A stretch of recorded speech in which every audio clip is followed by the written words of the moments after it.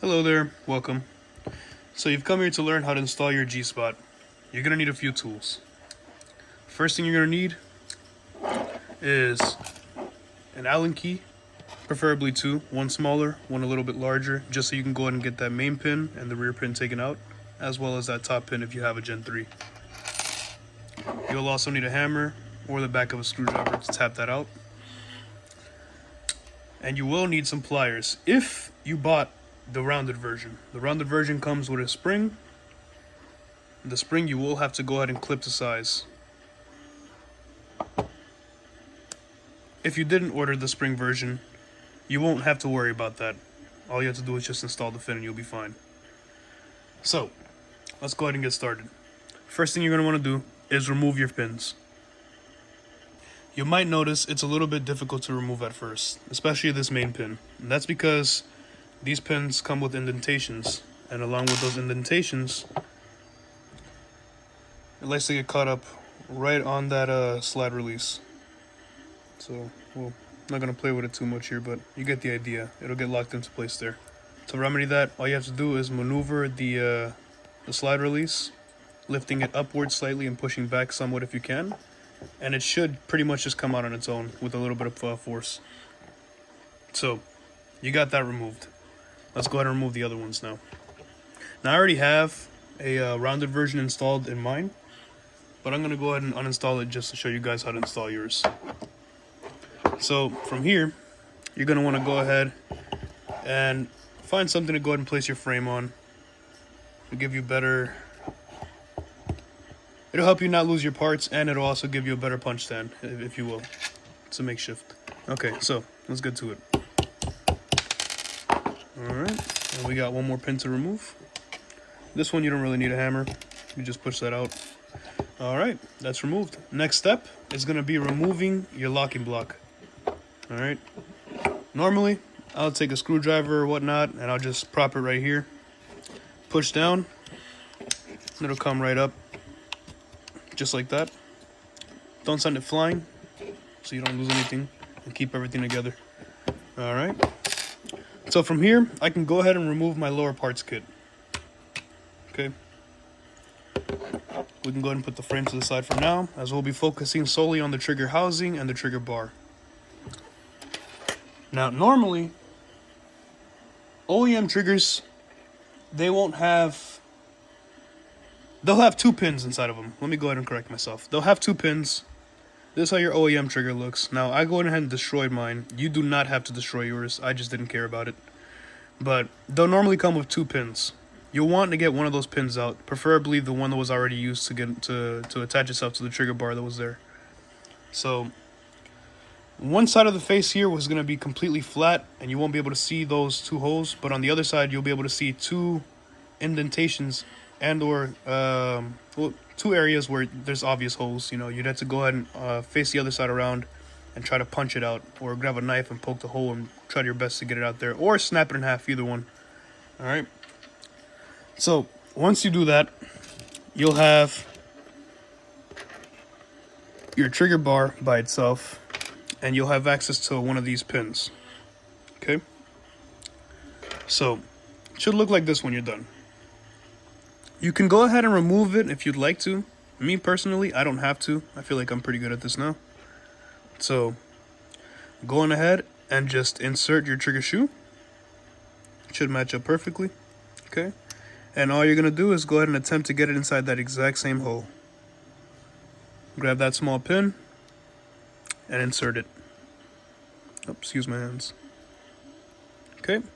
You'll know it's inserted properly if, when you pull, the trigger bar does not separate from the trigger shoe. So we'll grab that small Allen key that I got there, and we'll just give that a little push. Okay. That is not the tightest pin that I have. I prefer you use something tighter, but I did make the holes on this one pretty big. That won't be the case for all the other shoes. Now, from here, like I said, you will have to go ahead and clip that spring. I'll go ahead and give you a demonstration of where you would like to clip, or where you should clip it. A recommendation preferably. You should make your own adjustments, as each Glock is different. No barrel will be perfectly identical to the spec. So You can clip more as you go or less. It's just up to you and your preference and how you want this to operate. All right. I'll go ahead and lay these down so that you can go ahead and compare them. I removed about, I want to say, maybe 30%, 40% of that spring. Let me get you closer. All right. As you can see. Remember, take your time and go slow. Do it pace by pace and do it piece by piece. That way you don't mess up. So, now that we got that out of the way, installation. It's pretty obvious. Each trigger shoe has a slot, or an insert rather, where you can insert that spring. All you have to do is place it in there and push down on it slightly, ensuring that you don't send the spring flying. I've lost about 10 of these already. Trust me, it will happen. Just be careful and take your time. Insert the spring slightly, make sure it's good and seated. Okay, and from there, you're going to want to go ahead and reinstall your trigger housing into your frame. Remember, if you just have the pointed variant of this blade here, this is the rounded one. If you have the pointed variant, you won't have to worry about aligning the spring or cutting a spring. It'll just be more of a drop-in play experience. Okay, so from here, we'll insert. We're going to go ahead and push that down. Make sure it's nice and seated on both sides. All right. And we're going to insert the rear pin first. I like to do that because it secures the housing.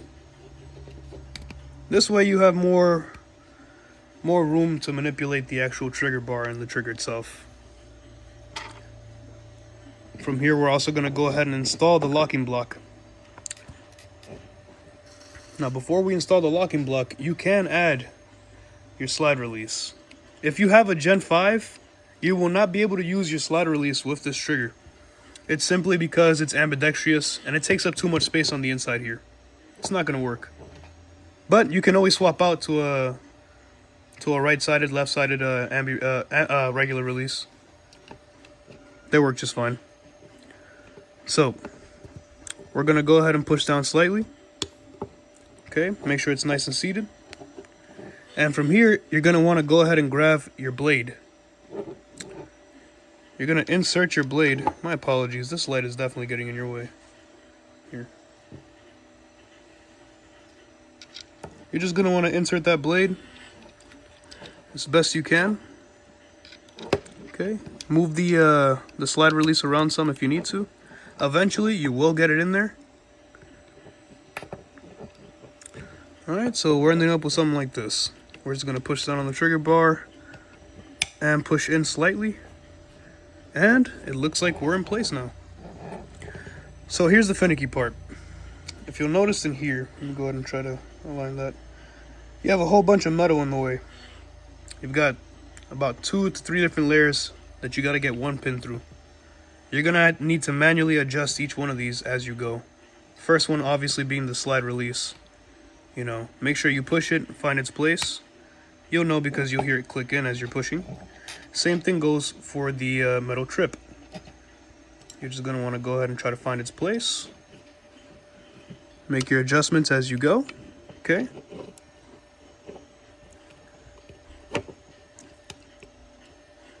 You might need to push up and down. Just take your time. Try not to rush anything. You don't really need to. It's better that way anyways. Alright. Let me just manipulate this a little more.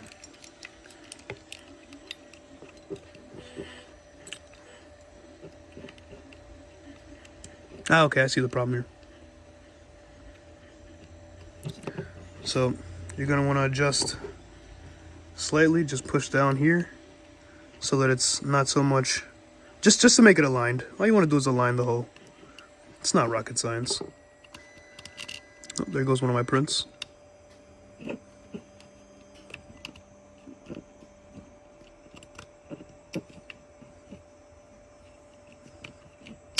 Boom, got it in. All right. So from here, you're just going to want to go ahead and tap it the rest of the way through. All right. It's looking like we're reaching 10 minutes on this video now. Kind of align it.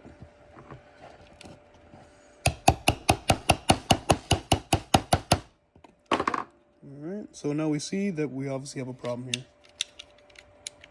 All we need to do is just adjust. See that? Once you move that slide release some, it'll go right in and it'll come right out. And now we can take our final pin and install it right here. All right, I'm gonna go ahead and make sure this is nice and seated. By the way, excuse the way that I talk. I don't normally do videos like this, but a lot of you guys have been asking for a tutorial, and I'm happy to provide it. Might not be the cleanest or the most professional tutorial, but it gets the job done. You pretty much will understand. All right, so now we have our fin installed, we have our Gspot trigger installed, and our trigger bars nice and flush.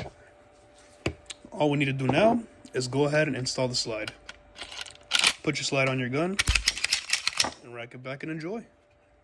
After that, go to a safe area, preferably a range or somewhere deep in the woods, shoot into the ground, and watch that trigger put a smile on your face, man. Get yourself one of these to make it even more fun. All right, hope you guys enjoyed the tutorial. Have a great day.